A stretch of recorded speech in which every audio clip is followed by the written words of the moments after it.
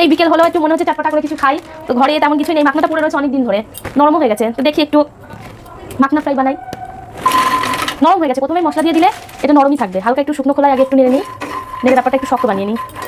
মাখনাটা স্বাস্থ্যের জন্য খুব ভালো, মানে খুব হেলদি একটা খাবার, মানে হেলদি না সরি স্বাস্থ্যকর একটা খাবার, কিন্তু ওই যে বাঙালি বলে কথা, সব কিছুতেই একটু মশলা যোগ না করলে হয়, সেটাই করার চেষ্টা চলছে।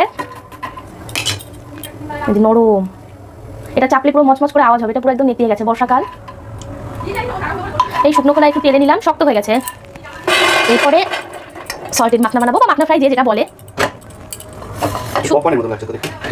এটা এখন মানে ভাজা হচ্ছে, একটু ঠান্ডা হলেই মচমচে হয়ে যাবে। এই যে কড়াই 1 চামচ বাটার দিয়ে দিয়েছি, বাটার ঘি তেল যে যেভাবে পছন্দ করে, আমি একটু বাটার দিয়েছি, দিয়ে মানে বাটারটা গরম হয়ে গেলে একদম গ্যাসটা লো করে দিতে হবে, নাহলে গুঁড়ো মশলাগুলো ডাইরেক্ট তেলে দেবো, তো তা না হলে পুড়ে যেতে পারে। কিছুই না, রেগুলার ঘরে খাওয়ার মশলা যেগুলো থাকে, প্রথমে পরিমাণ অনুযায়ী লবণ দিয়ে দেবো, লবণের পরে সামান্য পরিমাণে একটু ধনে গুঁড়ো, ঝালের জন্য একটু লঙ্কার গুঁড়ো।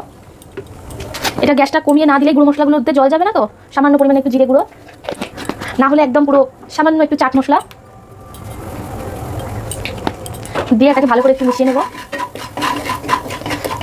হয়ে গেছে, মাখনাগুলো এবার দিয়ে দেবো একদম কড়াইয়ের মধ্যে।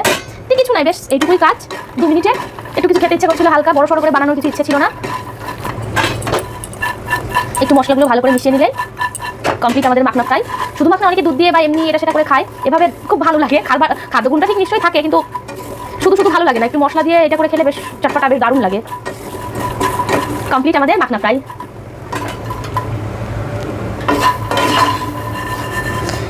গরম আছে এখনো, একটু ঠান্ডা হলেই এটা মুচমুচে হয়ে যাবে। গরম অবস্থাতে হালকা একটু নরম থাকবে, যখন পুরো ঠান্ডা হয়ে যাবে, আওয়াজটা শুনতে পেলেন হয়তো, একদম মুচমুচে হয়ে গেছে।